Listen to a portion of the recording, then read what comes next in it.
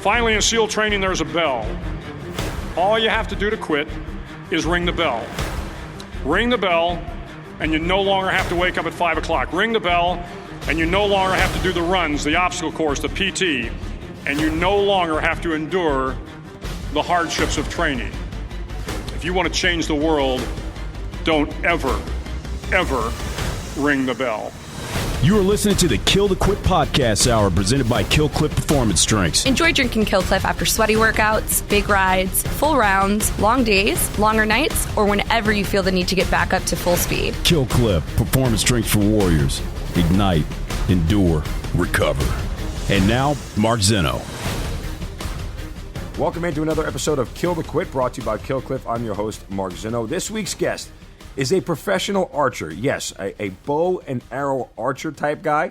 He is a APA Rookie of the Year, 13-time medalist, and a 3-time national champion. He has 45 career top 3 professional finishes in archery contests and tournaments. He is John Dudley on Kill the Quit, brought to you by Kill Clip. John, welcome. Thank you for joining me. Hey, man, what's happening?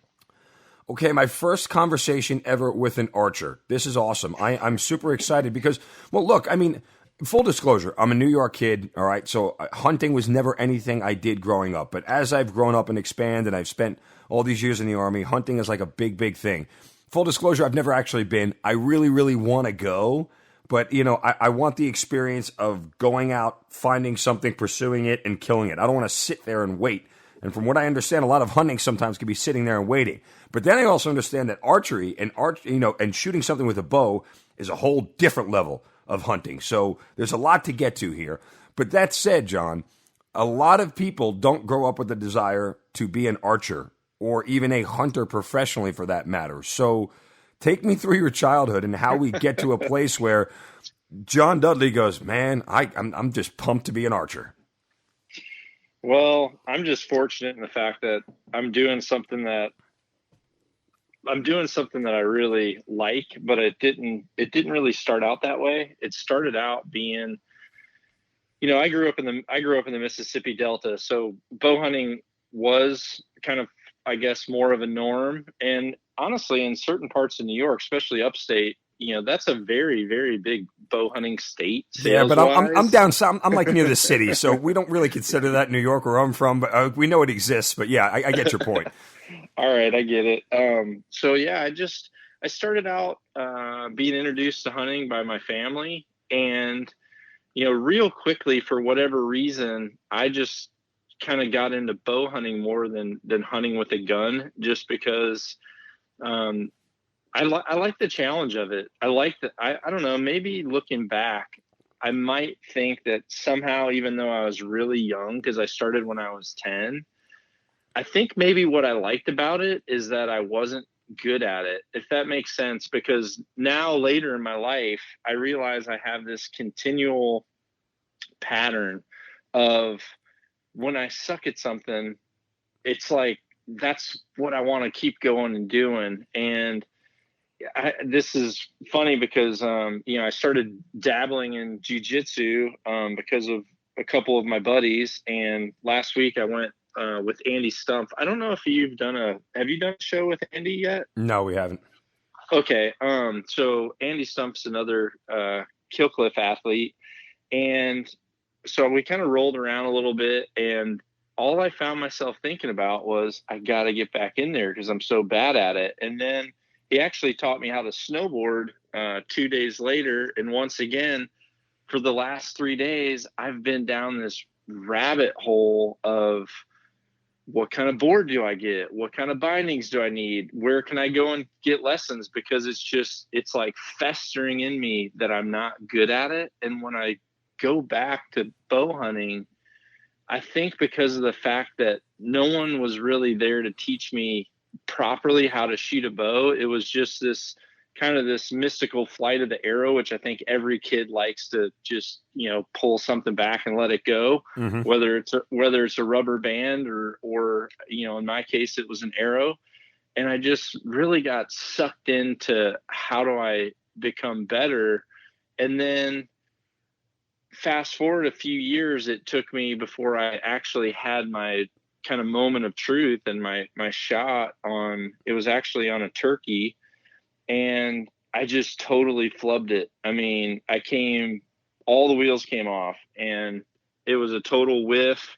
I realized that all this time, like you said, a lot of patience time, a lot of downtime, progress. And then all of a sudden, here's this opportunity, and I just totally choked. And that's what all of a sudden made me decide, like, hey, I need to pursue kind of archery outside of the hunting season, which is when I joined an archery club, and I dabbled in it at that point with my dad. And competitive archery wasn't really on the scene yet. This was in the 80s. And then I took a little bit of a break away from archery while I was playing football, because I was pretty focused on being a collegiate football athlete, and I was doing a lot of that. And just as the cards fall how they do in life, I ended up hurting my knee, and I had to rehab it. I was kind of on the cusp of having to get an ACL rebuild, so I ended up having to take time off of football. And I remember driving down this road, and I had my bow in my truck, just because most teenagers have most of what they own in their trucks. And I remember seeing the sign that said archery shoot. And so I just thought, oh man, it's been a while since I've, shot archery. I'm going to go check this club out. So I went down there, and to my surprise, over those 4 years where I'd kind of had a lull, all of a sudden now there's these 3D targets, which are like, 3-dimensional animal targets. They look super real, and they have scoring rings molded into the foam. And this was this big event where people were shooting at these targets and keeping score. And I went out, and I thought, oh, I'm going to do good at this. I've been doing this since I was 10 or whatever. And before I was halfway through that course, I had lost every arrow. I sucked again. And so seriously, dude, like, here's the pattern. So the next day I'm in an archery shop, and I'm just sitting there like this weird kid, just watching all these guys who I'd seen at this event, because they all had these shirts on that kind of had the name of their local shop. So the next morning, that's where I was, Monday morning. And I'm just in there just watching these guys, and I'm going up to them like, why are you shooting that? How come you pull your bow back like that? I'm just drilling these guys. And, seriously, man, my total nature, fast forward 1 year from that date, I was working at that archery shop, qualified for a world event, had left a football scholarship to work for $4.15 an hour to fletch arrows. And, everyone in my life thought it was a terrible decision. But then, all of a sudden I just realized this was kind of what I was here for. And just from that point, which was 97, I ended up mashing the pedal and went pro. And honestly, all of that was still with the focus of just being the most accurate bow hunter I could be, because I still remember the times I flubbed it more so than all the times where I struck perfectly. So it's just always been about, come September 1, don't call me to come to a tournament. It's not happening. I'm hunting then. All right, so you put a lot out there. Let's back up for a minute here, because I have some questions. So when you started going hunting originally with your dad, dumb question, was this for sport or just for food or what? Like, I mean, I assume you ate everything you killed, right?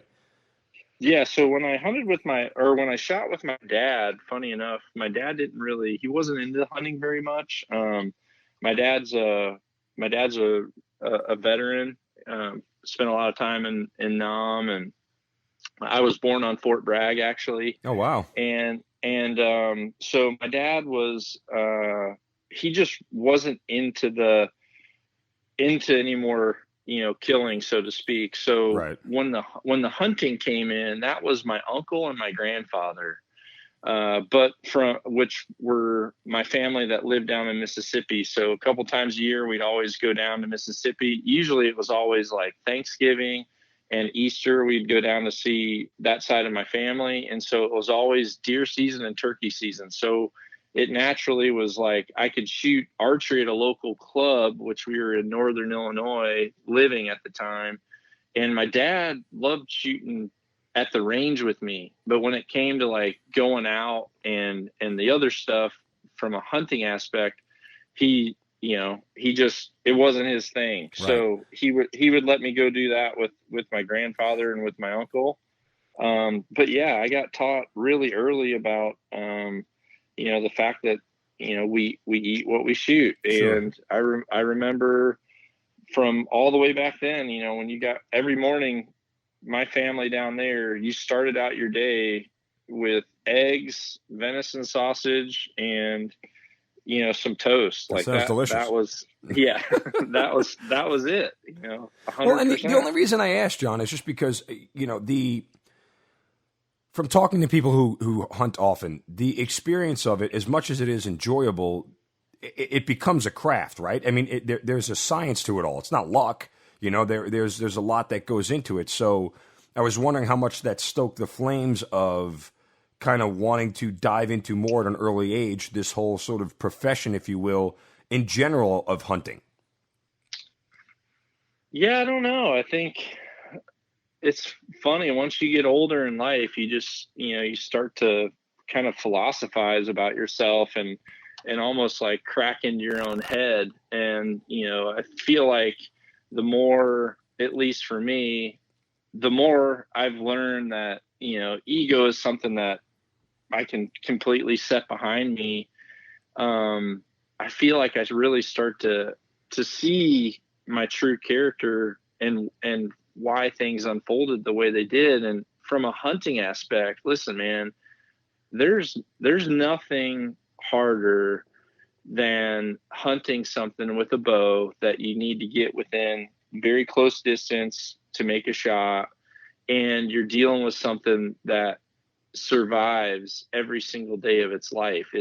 It's surviving and adapting and knowing every single sound around it. I mean, when it comes to just, survival from an aspect of, someone hunting you, I think people are just so weak.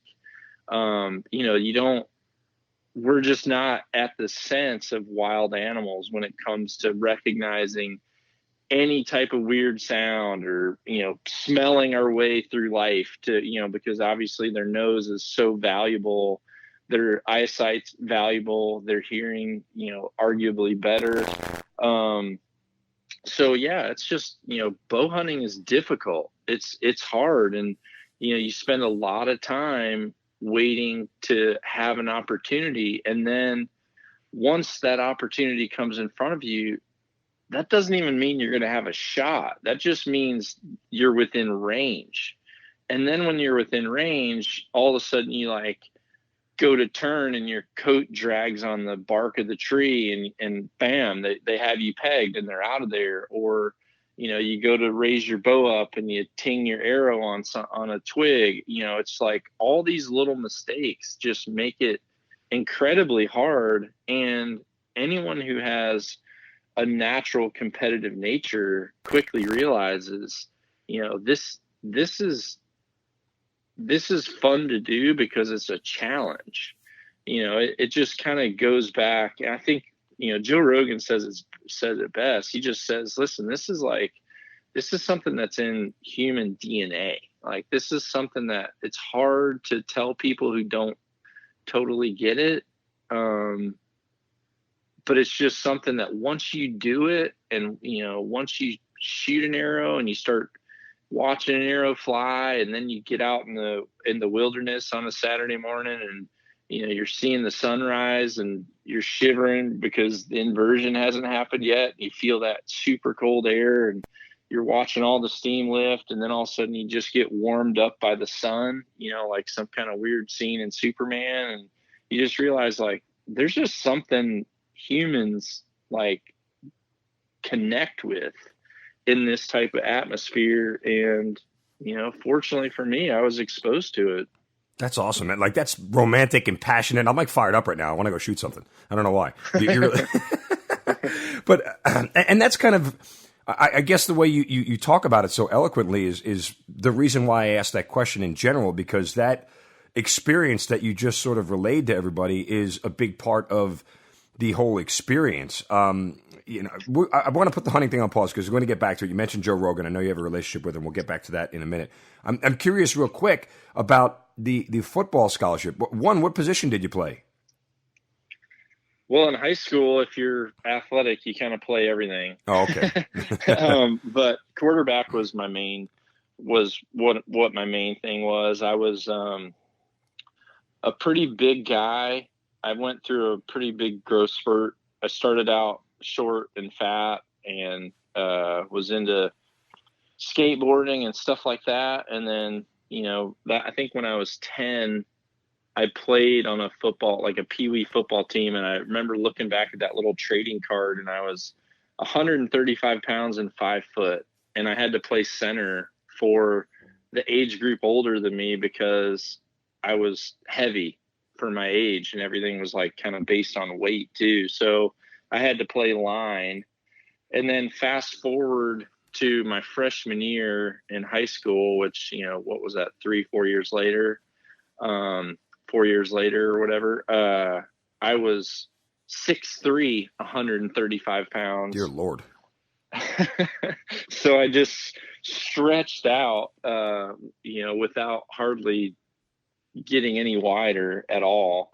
And it took me a little while to kind of grow into my feet and my legs and everything. But by the time I was a senior, I was, you know, maybe 6'5" and, you know, 210 or something like that. So that's just unfair. Yeah. And I really, honestly, my life was, I had a lot of support from my parents. I always felt really athletic, and I just really love being coached, and I love team atmosphere. I love team atmosphere, but I also there's not like much in between for me. I either really like being part of a team where the team is 100% focused on the team, or I like being 100% individual, and I think that translates with hunting too. I either like to hunt with a very, very tight group of guys that I have, which funny enough, all of them that I'm really passionate about hunting with are all guys that have come from military teams. A lot of spec op guys within my friendship.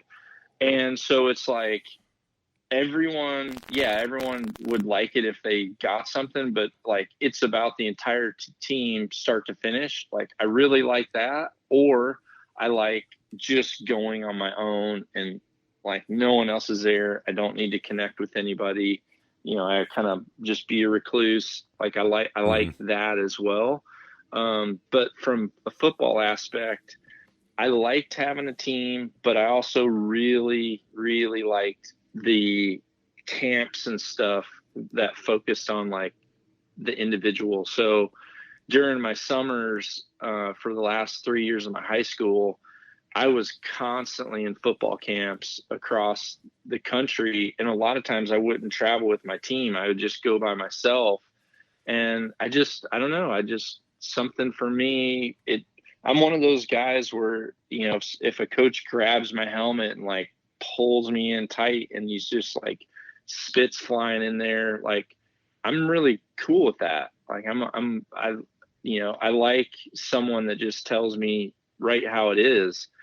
And I loved it. I loved football, and I just loved the coaching aspect. And I really liked, as a quarterback, I liked being a person that kind of gave direction and naturally kind of, you know, you had to be a leader, and the good quarterbacks are ones that were leaders, not just guys calling the plays. And I really enjoyed it, but I also recognized really fast that on a football team, you're only as good as the other people around you. And so at least with where I was, I was almost too keyed up because I'd spent 3 months at these camps. And then I come back to the guys that, just like here in town, I see the people where, they just want to have their kids in the sport. And, those kids go there and they're going to go to practice 5 days a week and they're going to go to the game. But other than those 10 weeks of that, like, you're not going to see them, Right. and they're kind of just there to have fun. And that was really hard for me with the football side of things, because I don't feel like I was better than, I don't want to say I'm better than other people, but I just was more like, I was way more down the rabbit hole than other people. And that's really why I was so focused on getting to a collegiate level, because I figured everyone on that team is going to now feel like how I did Sure. for my past 4 years. But just as the cards fell the way they did, like, archery was just this magnetic pull that I can't really explain why I dropped everything in life to just go after it, but Right. I did. Well, we'll dive into that more when we come back. He is John Dudley, professional archer and hunter, here on Kill the Quit, brought to you by Kill Cliff. We'll be right back. You're listening to the Kill the Quit podcast hour, presented by Kill Cliff Performance Drinks. Kill Cliff, performance drinks for warriors to get you up, get you through, and get you back to full speed. And now, back to the show with host Mark Zinno. Welcome back to Kill the Quit, brought to you by Kill Cliff. I'm your host, Mark Zinno. This week's guest is John Dudley. John is a professional archer and hunter, a 13-time medalist, 3-time national champion, and over 45 career top 3 finishes in professional archery tournaments. John, when we last left off, just out of curiosity, we were talking about the football thing. Where did you actually end up going to school for that year to play football? I was supposed to go to Western Carolina. Okay. So the Catamount. Yeah. Mm-hmm. Yeah. And so that's where you ended up your 1 year and hurting your knee, or no? Yeah, it actually was during my senior summer. Okay. And it's actually something that I haven't been able to live past. It just happened to be related to how fast I went through my growing, my growth spurt. Okay. Yeah, I mean, the way it's been explained to me is, you kind of have your high performance body, but you still have your low performance ligaments and stuff. Yeah. It's in most of my joints, if I'm honest with you, but yeah, it's one of those things. You just, does it affect you now as an archer and when you go hunting at all? Yeah, it does. I mean, I feel like the majority of my body is a lot stronger than my joints. So, and I'm really passionate about fitness. Well, I was going to ask you that next. I mean, for your sport, how much fitness do you have to do? I mean, is lifting and running and cardiovascular stuff, is that all part of getting ready for tournaments? Well, a while back, a lot of coaches would have said no. A lot of archery coaches. Personally, I feel like I had a big part in changing that. I've always credited my success in the fact that I was in better physical shape than a lot of people I competed against. And, that just kind of goes back to my DNA of being an athlete. And I remember at my first world championship overseas, it was my first world championship on the U.S. team. I was in Croatia, and we were 6 days into the tournament, and that day was the medal rounds. So, you have to shoot a head-to-head against someone in the semifinal, and then the winner of that goes into the silver medal match, the winner of that goes into the gold and silver match, and then the loser goes into the bronze medal match. And I remember I got up that morning. I normally get up before the sun rises. I did this morning, and I got up and I just went for a run. I was in this really, really pretty part of Croatia, and I went out and I was just kind of doing this long run around these lakes and, doing some push-ups and stuff like that. And I remember coming around this corner, and as I came around the corner, the guy that I was having to compete against from Sweden was also doing the same thing. And he was an absolute like killer on the archery range. He was always like the Iceman. And I remember the look on his face when he saw me was almost like the first time he had saw someone that put in more effort than other people. And my first mat, I kind of looked at him and nodded, and we both went past each other. And then for whatever reason, I just remember that might have been the factor in why I beat him in that the first match, because I think it was almost like an advantage he felt like he had. And then for the first time, he saw someone else doing something in archery that wasn't just going out and pulling the bow back and letting go all day long. Like, right. You know, and ever since then, I kind of recognized the fact, like, you know, this is also your physical stature in archery is also, you know, a good intimidator in a way, because some people just don't take it serious. And the name of the game in a lot of finesse sports is heart rate.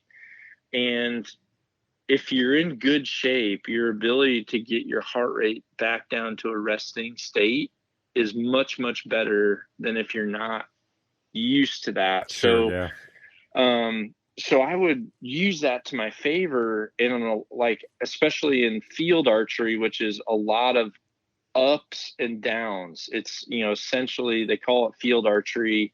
But it's not out in a flat field. It's in the mountains, and it's very, very technical shooting, and you really have to know your equipment. You have to understand ballistics.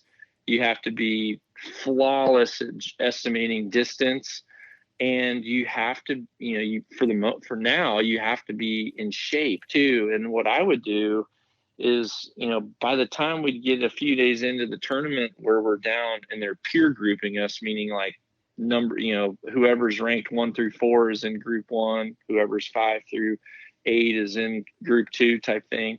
You know, you're peer grouped with the people that are all within 1 or 2 points of you, or all of you could be tied. And I remember just seeing these targets where, you know, we'd pull arrows and then we'd look where the next target was, and it might be 500 or 600 feet up, and I'd just mash the pedal and, you know, get up there. And because kind of once the first guy touches the stake and starts shooting, the time clock's going. So, you know, you're supposed to keep the round going at a comfortable pace, you're supposed to, you know, once someone touches a stake, like now the group is pretty much identifying like we're starting, and that group kind of needs to get things done within 8 minutes. And I would just look, and if I was the leadoff shooter, I'd be like, I would get there, and I would just be like, I'd have my arms crossed at the target waiting for other people to come. But when I had my arms crossed, I was actually just feeling my pulse. And as soon as I felt my pulse get under 60, I would just start shooting. And then they'd get up there, and people that were out of shape, their hearts would just be flailing. And I just watch them just start handing out points to me, just, you know, and so that was the thing is, you know, just you start to kind of see these little weaknesses and recognize that. And then also just through fitness, I've also learned that, you know, if you really focus on it, you can kind of contain your adrenaline and learn to like bring yourself back down to kind of a resting rate if you practice at it. And so I did that a lot, so that when I got into those moments where all of a sudden I would recognize the fact, like I've triggered like a fight or flight thing, I'm in this medal match, I'm freaking jacked right now, you know, holy cow, you know, let's get a hold of this situation.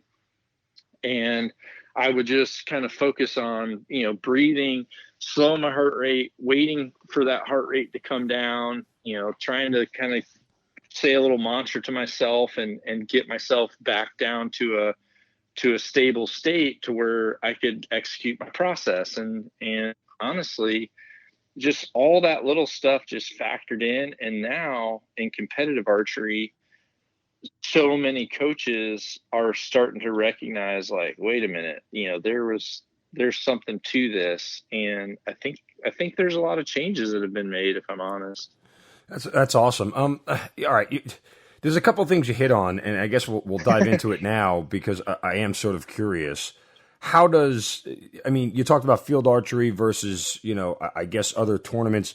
Give me a quick breakdown of, what a tournament's like and what a competition is like and what it entails. I know you mentioned there was 8 minutes. Obviously, it's timed.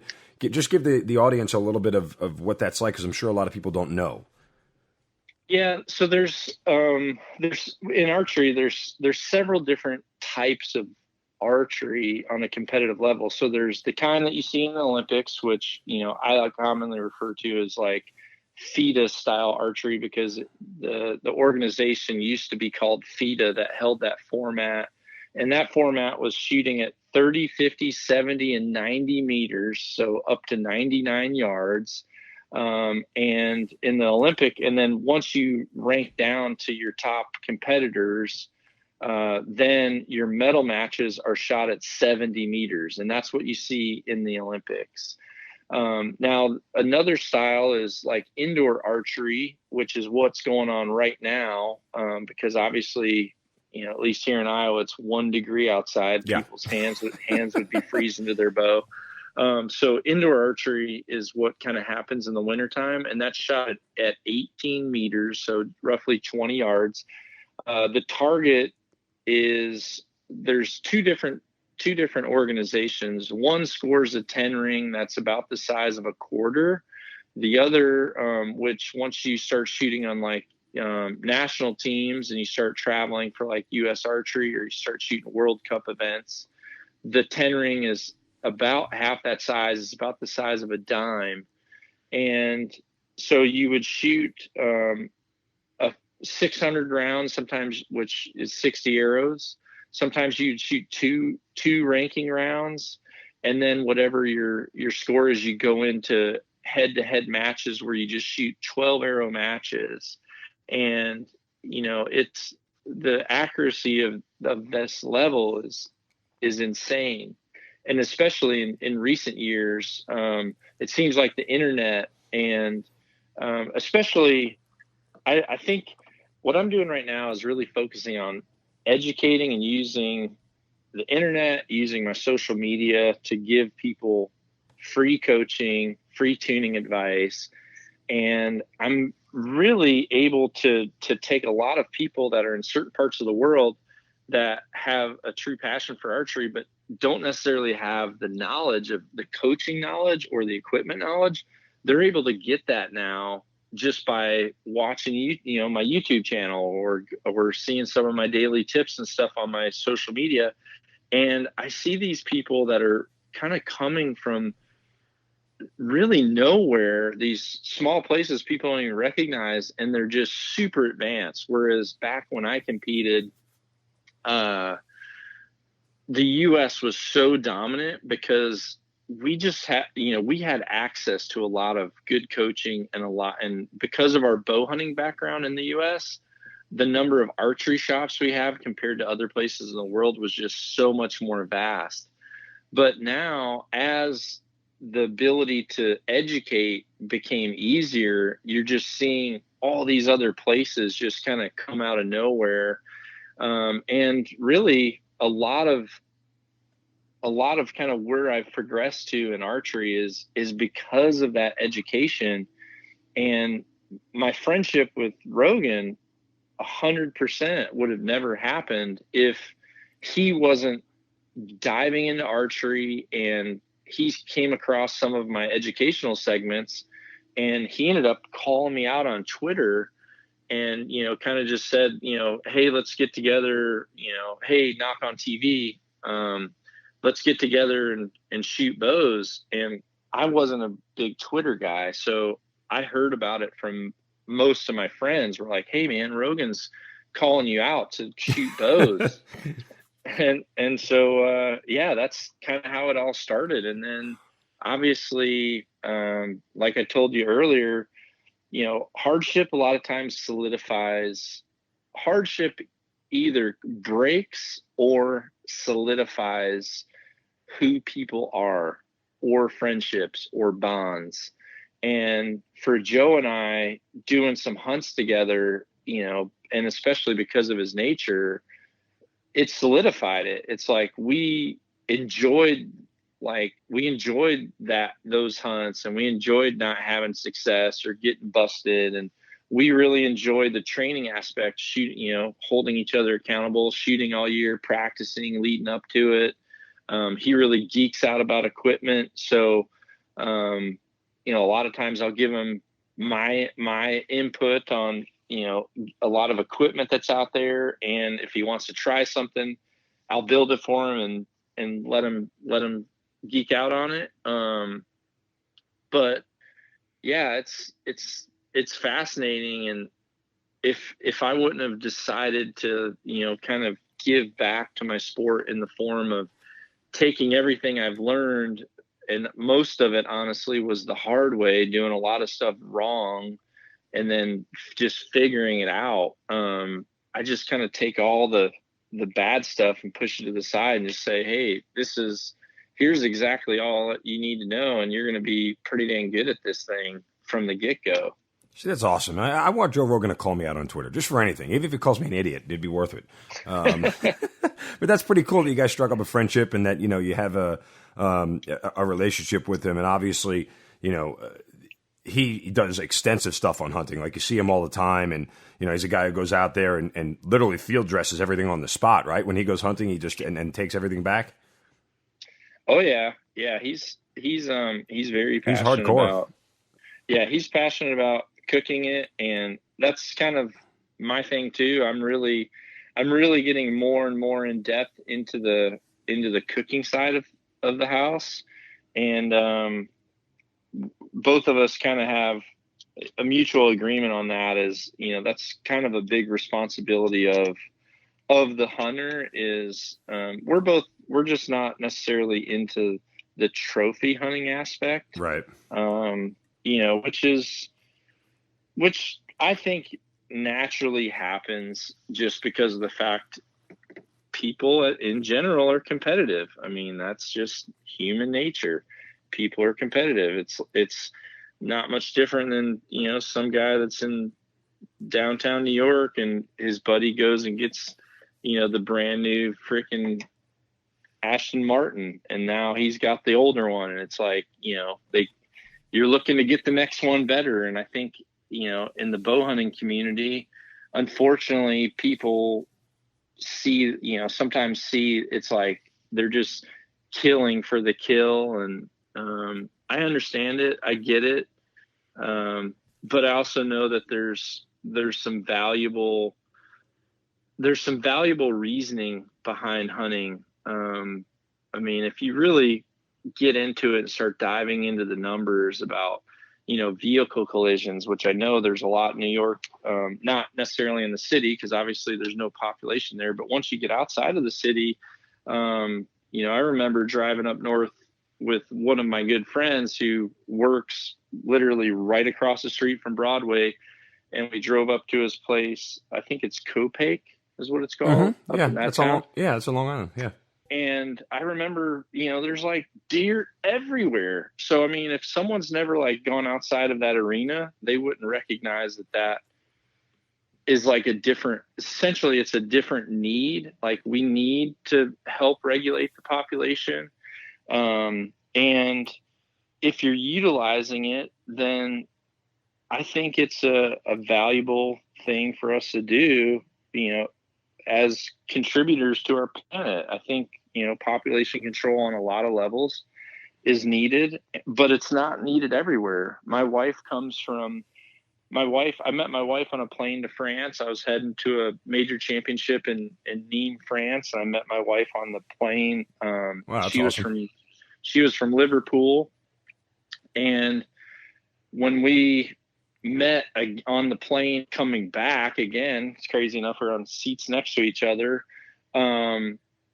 I didn't really tell her what I did, because I told her I was a competitive archer, but I didn't talk to her about bow hunting because I knew she was from England. I knew, being in Liverpool, she's not used to white-tailed deer running around where they have to give out several 100,000 tags to regulate the population. So I kind of just kept that on the down low, but then eventually it came out and she had an open mind to it. And once she came over to the US and she came to where I lived in Wisconsin at the time, she started to realize, she's like, oh my gosh, there's so many deer. Like, yeah, this isn't, it's, I want to kind of learn more about this.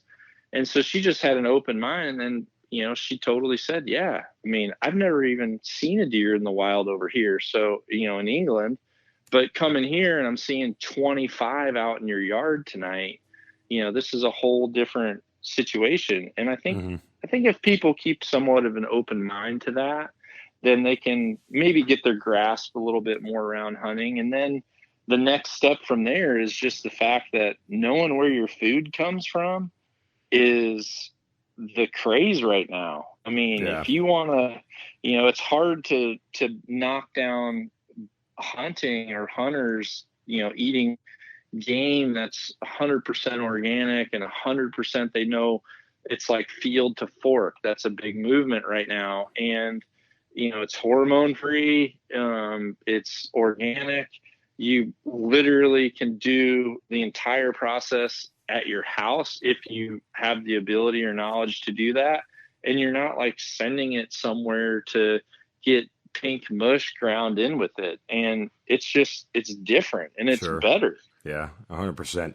Great words. All right, he is John Dudley, our guest this week on Kill the Quit, brought to you by Kill Cliff. When we come back, I want to get into kind of the mental aspect of archery and bow hunting. We'll do that coming up next on Kill the Quit, brought to you by Kill Cliff.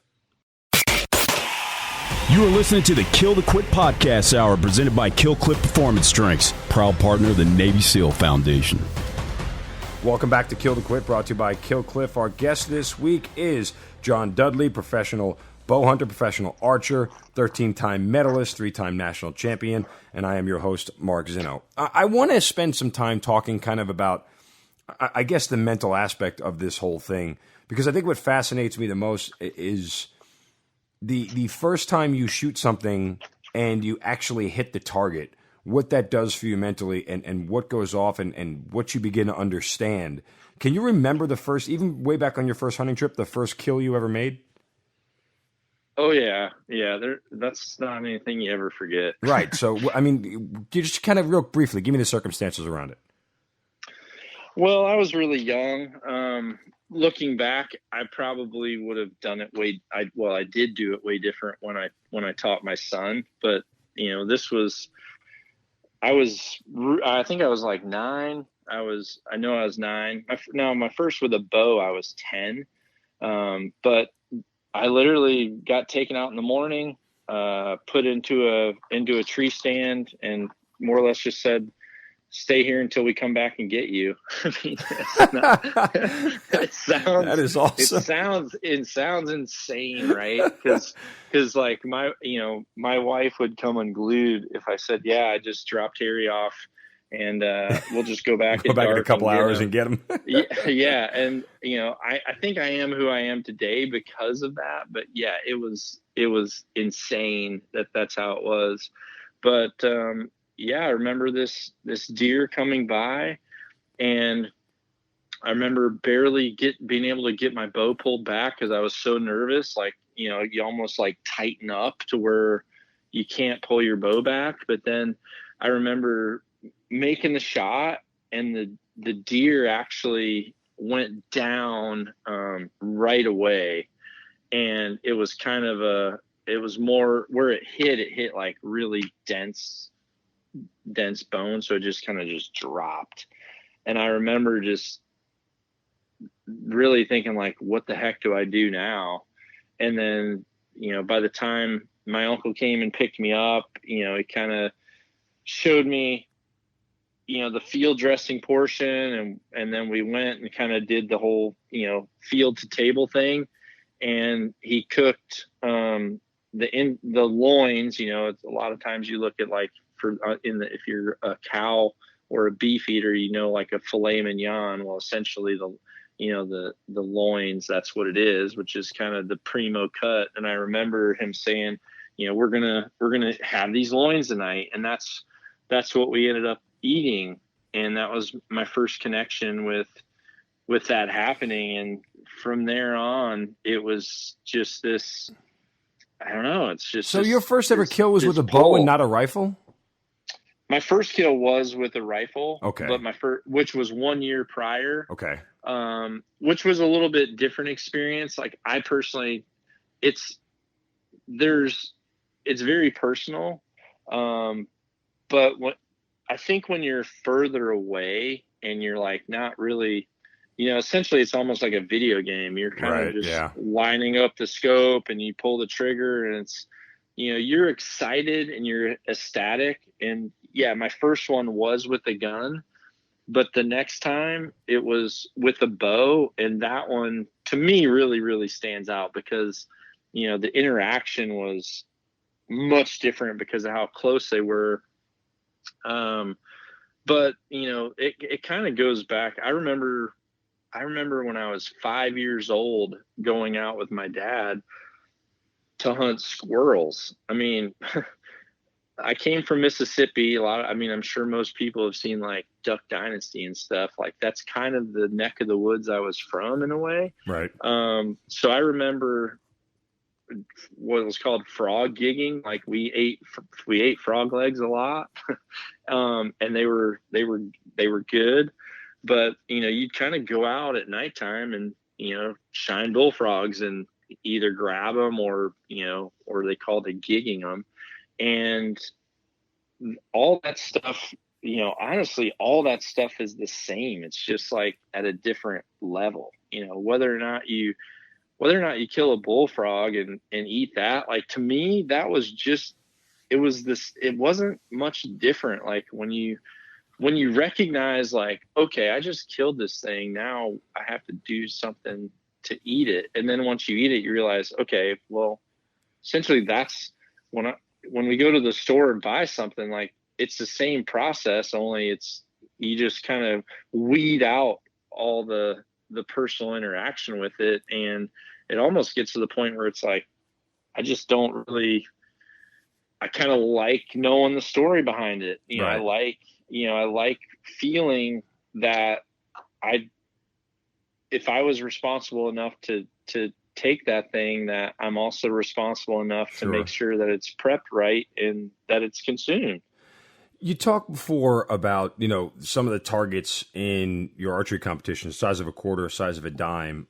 Was there a time as a kid where you just lined up targets in your backyard or whatever it was and just started shooting at them? I mean, was it that simple as you started to kind of grow a passion for this? Oh yeah, but I was so bad. Like, I remember, a lot of times like in the hunting community, the thing that every like hunting camp had, or even when you practice in the backyard, back then bows weren't really fast enough to where a bale of hay wouldn't stop them. Nowadays, like most bows today, an arrow would pass through a bale of hay. But back then, if you had a bale of hay and a paper plate, like you were shooting that, and it's like, if you can hit that paper plate, you're doing good. Well, I remember putting several paper plates on to a bale of hay. I was down at our family hunting camp down in Mississippi. And I remember kind of thinking like, kind of doing what kids do and pretending like, okay, I'm leaning around this tree and I'm going to have to make this shot. And I remember leaning around the house to try to make the shot on one of the paper plates. And of course I missed the plate, hit the top edge of the bale of hay. It skips off that and the arrow just centers the main water pressure tank for the house. Oh man. And so the arrow's stuck in there and it's like spewing water around the arrow. And I'm just sitting there thinking how dead meat I am. I'm like, oh my God, I'm in so much trouble. And and funny enough, that was at my uncle's place. And he told me, he's like, yeah, that hole where we had to weld that tank, it's like still there. Like That's our memory of, here's like our world level, my world level nephew. And that is where he was trying That's to hit where a he paper began, plate. right? Yeah, exactly. What's the smallest target like you've ever put up there, and like how much did you challenge? I can just remember like when I was in Iraq, we were bored one day. Like we would take shell casings and then go 50 meters away and try to hit the actual shell casing with another round. Like stuff like that. We'd test ourselves to see the smallest target we could hit. Yeah. So in 2002, I have a picture. I might send it to you. But in 2002, there was a tournament. There was a pro event, and they actually had a novelty shoot. And I think this is probably the best shot I ever made. But they put a shotgun primer cap in the center of the 12 ring at a distance that was at a target that had an unknown distance, and in the core of this animal target, they loaded it with black powder. Oh man. But it was 96 yards, and I centered a primer cap at 96 yards. That's insanity. Yeah. And you saw a nice explosion when you hit it though, right? Yeah. There wasn't a lot of back pressure. So like black powder, if it's not like compressed right, it's more of like smoke and stuff. But yeah, it kind of had this massive like kind of mushroom smoke cloud that kind of blew out of it, and every other archer's arrows that were kind of already in the target were totally totaled. That is awesome, man. That's fantastic. So John, where can people check out your work and your stuff? I know you mentioned you had a YouTube channel if they're interested. Yeah, so Knock On is the name of essentially my brand, and it's spelled N-O-C-K, so the same way you spell arrow knock, which is what clips on the string. And so it's N-O-C-K-O-N.